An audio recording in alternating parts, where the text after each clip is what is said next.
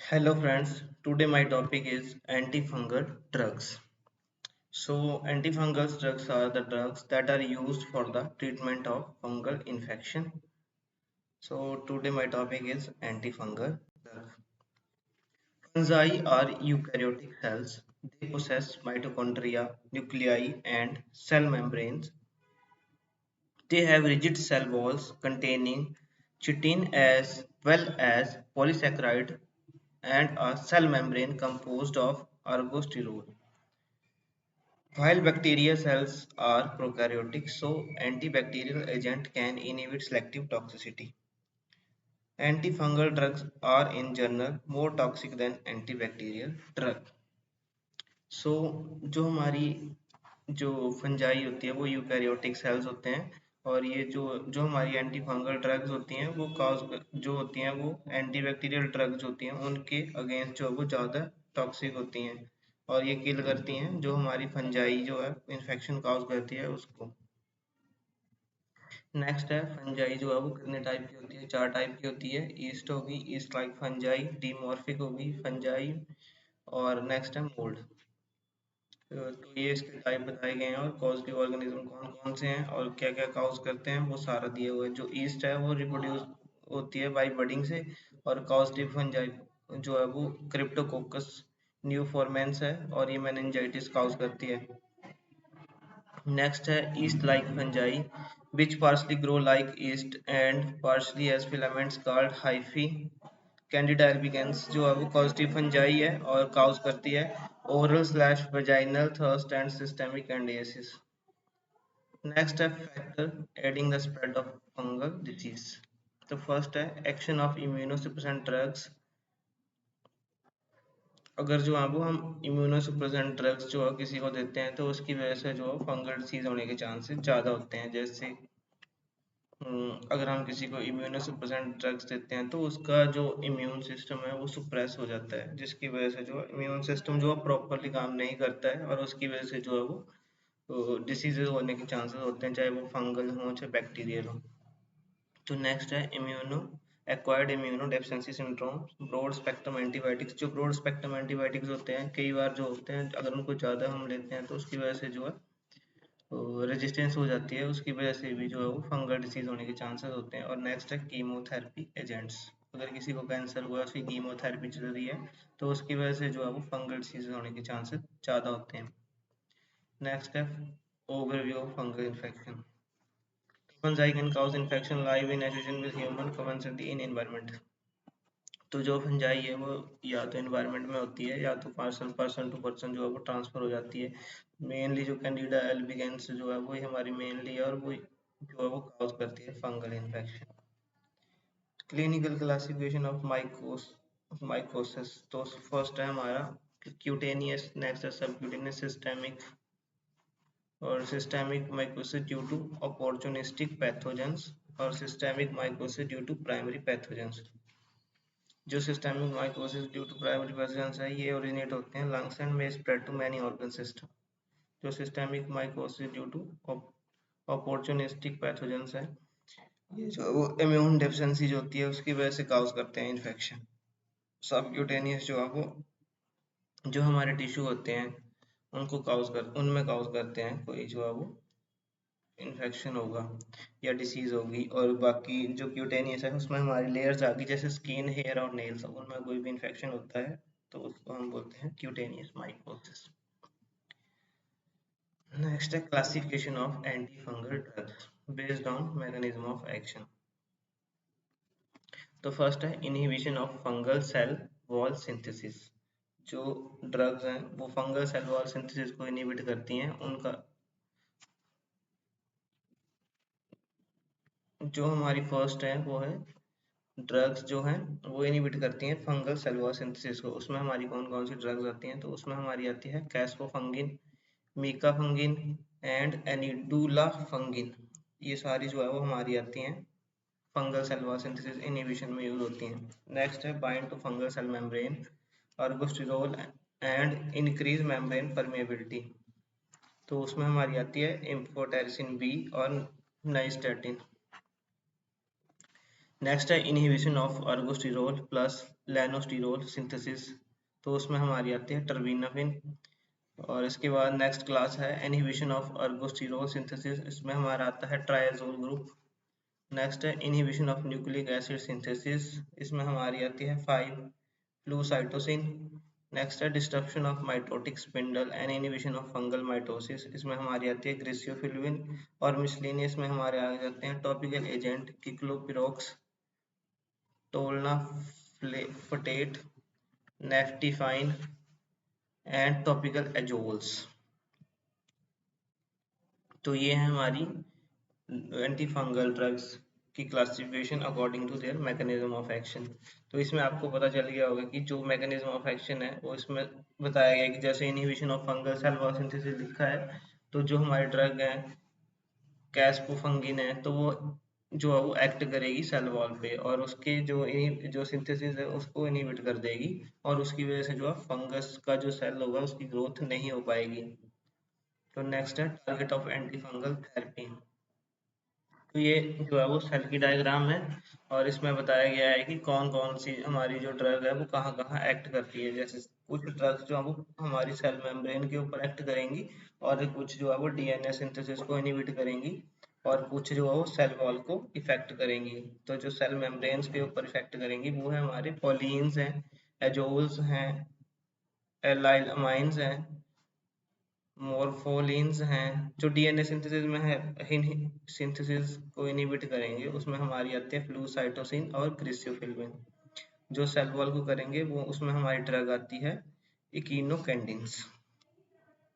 तो अब ये जो है वो मैकेनिज्म ऑफ एक्शन है अकॉर्डिंग टू जो हमारी, मैंने आपको पहले बता दिया कि कौन कौन सी जो हमारी ड्रग है उसका क्या क्या मैकेनिज्म ऑफ एक्शन है अकॉर्डिंग टू देयर क्लासिफिकेशन।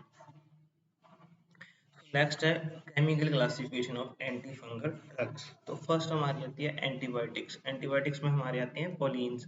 पोलिन्स में हमारी आती है एम्फोटेरिसिन बी और नीस्टेटिन्स। उसके बाद हमारे आगे हिट्रोसाइक्लिक बेंजोफ्यूरान, उसमें हमारी आएगी ग्रिसियोफिल्विन। नेक्स्ट है एंटी मेटाबोलाइट्स, उसमें फ्लोरोसाइटोसिन आ गई।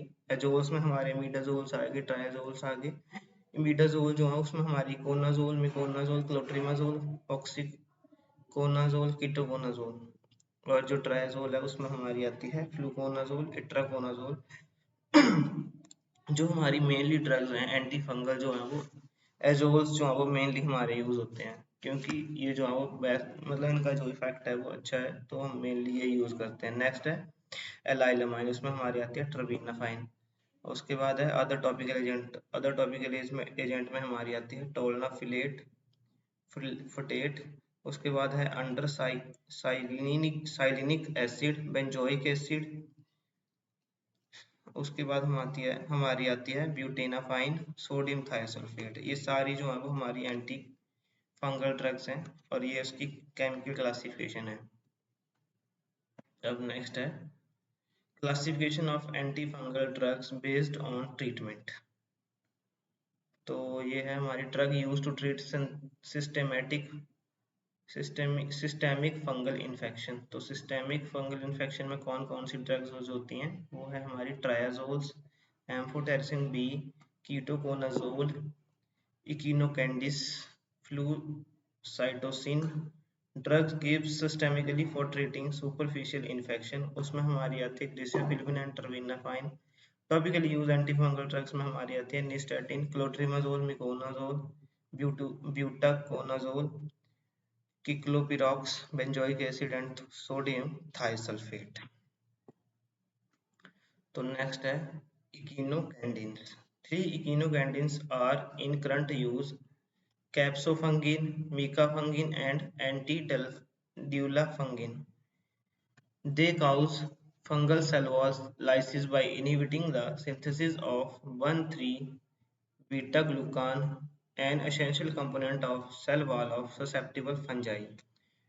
तो ये जो हमारी इकिनोकेंडिन्स है ये करती है सेल वॉल जो है उसको इनहिबिट करेगी, उसकी सिंथेसिस को इनहिबिट करेगी।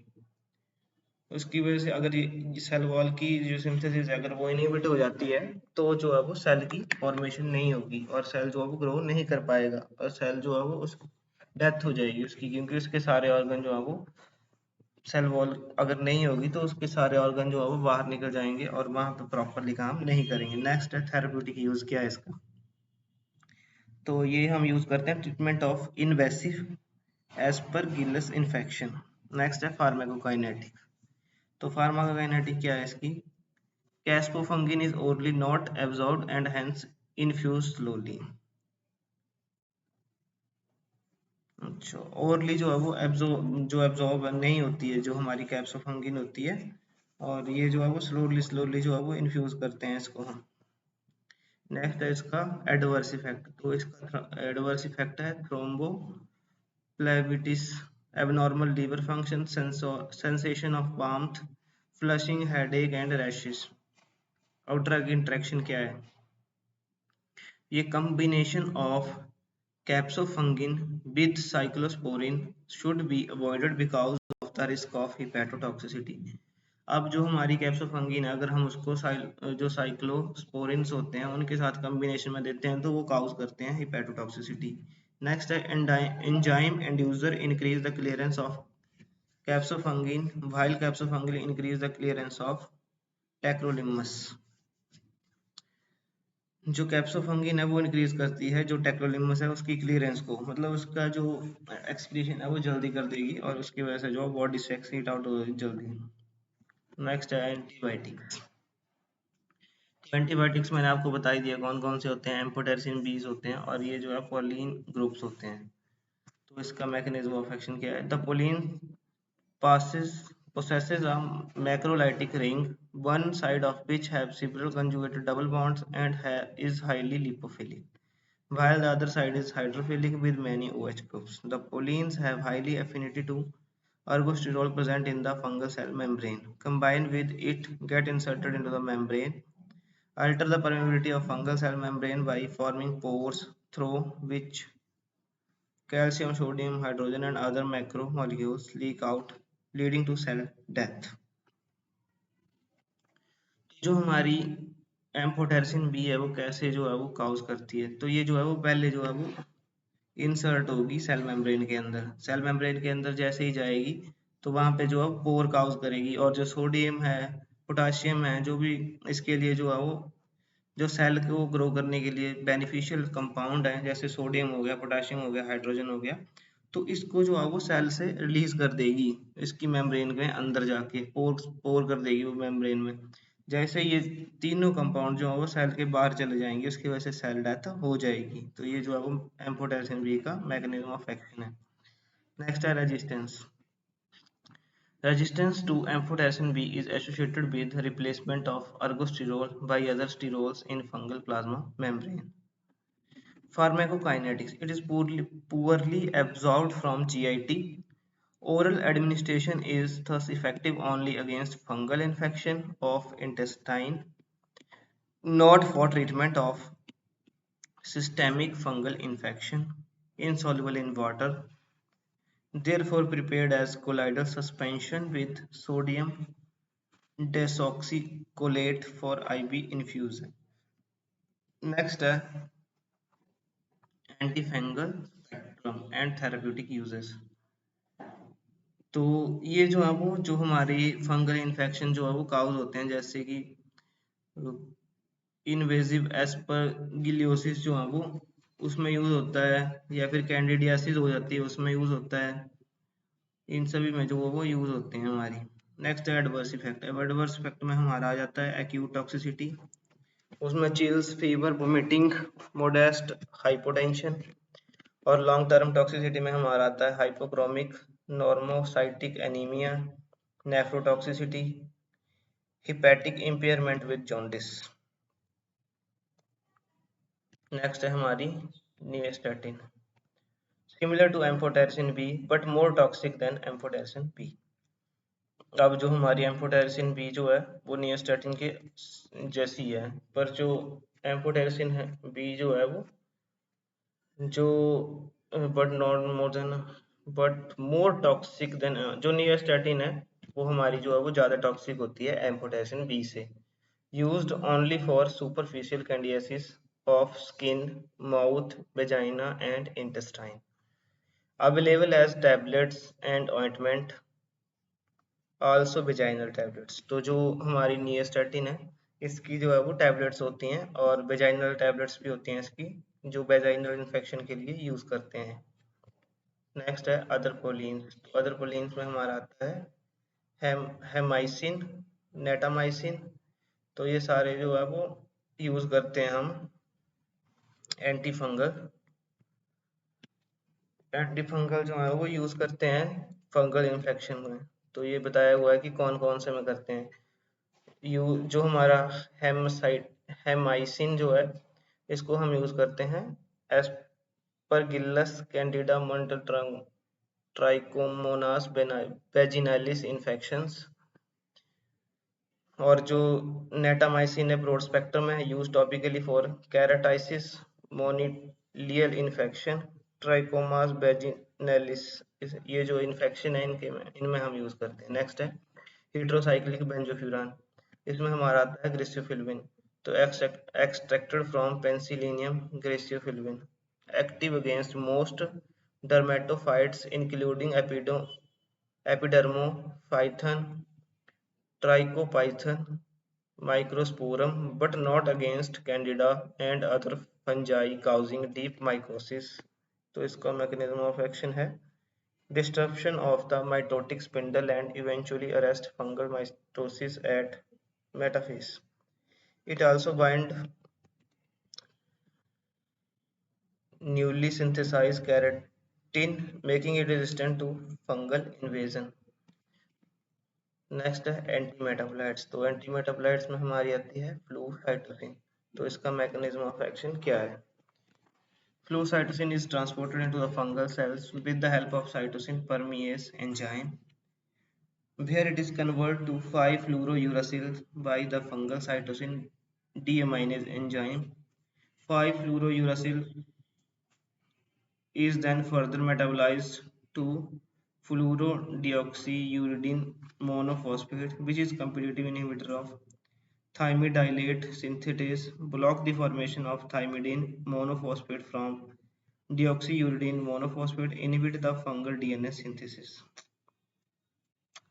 So this is the mechanism of action of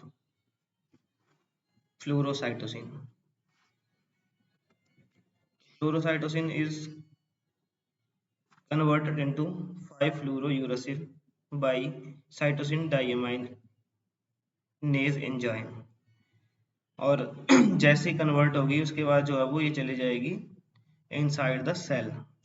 उसके बाद जो है वो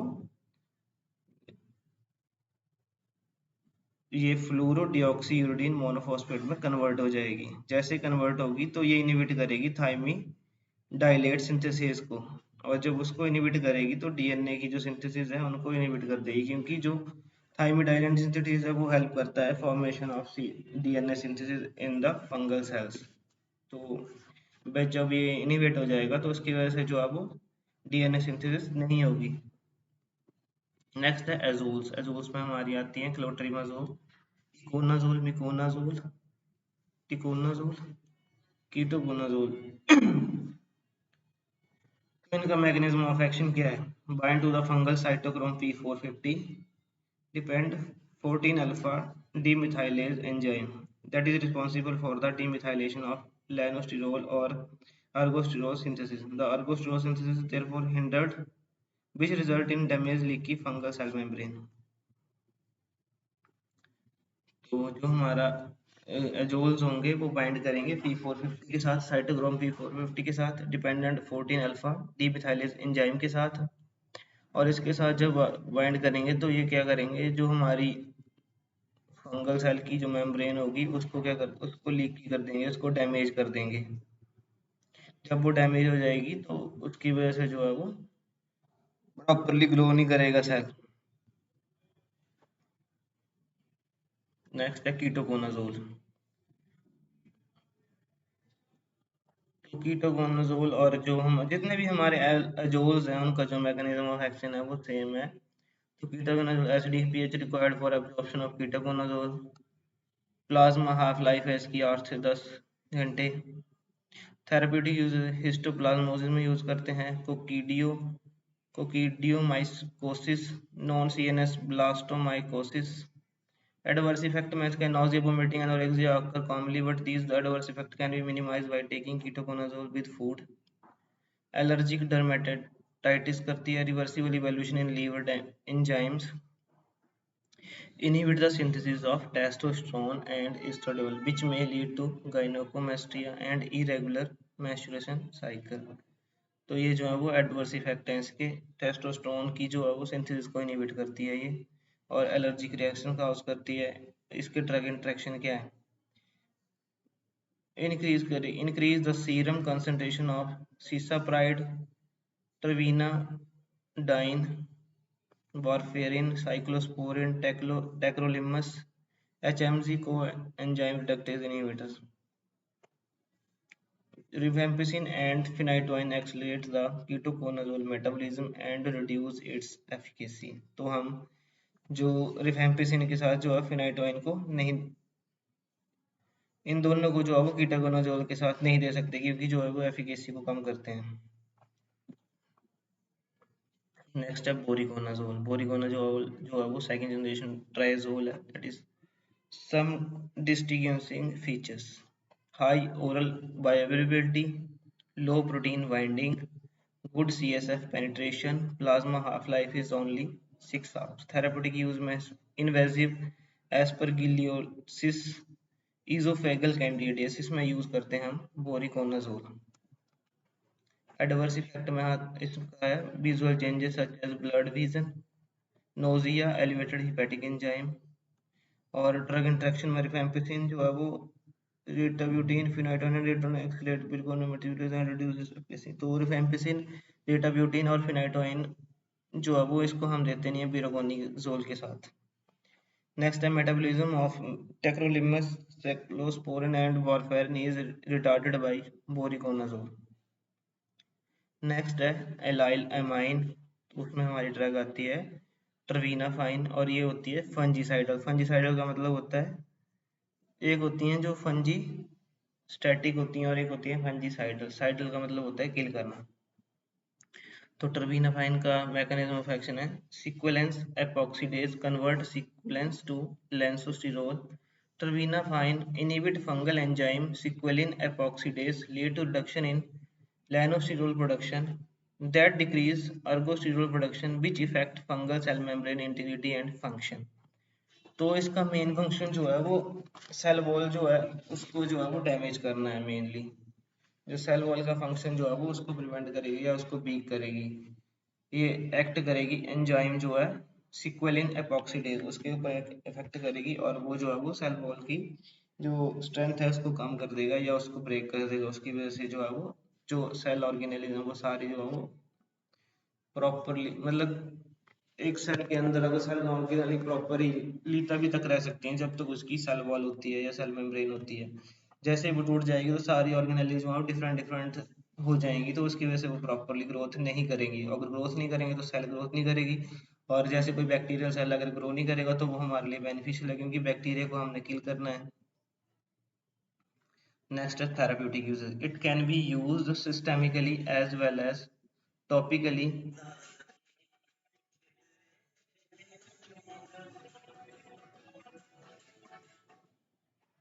Orally, it is specifically used to treat onychomycosis. Enabled use included topical treatment of cutaneous candidiasis। जो हमारे स्किन के ऊपर कोई भी फंगल इन्फेक्शन हो जाता है तो उसके लिए हम यूज करते हैं। Next adverse effect.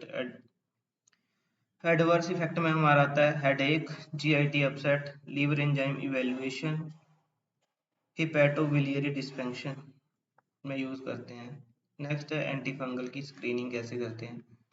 The purpose of antifungal screening is not to define the therapeutic properties of any individual compound, but rather to indicate that which of a large number of compound or samples are worthy of further study। Types of screening: first है general in vitro screen, next है selective screen और in vivo screen। तो first है इसमें हम agar dilution, agar diffusion, growth dilution करते हैं first में। Next selective screening, cell wall synthesis in candida albicans, protoplast regeneration in neospora। Next है मोर्फोलॉजी स्क्रीन, आर्गोस्टीरोल बायोसिंथेसिस और इन विवो स्क्रीनिंग में mouse protection test, multiple infection model. तो ये था हमारा antifungal drug. I hope आपको समझ आ गया होगा कि एंटी फंगल ड्रग्स जो वो उनका मैकेनिज्म ऑफ एक्शन क्या क्या होता है और कैसे जो है वो इफेक्ट शो करती हैं, कैसे जो है वो फंगल इन्फेक्शन जो फंगस होती है उसको जो है वो किल करती हैं हमारी anti fungal drugs. So thank you.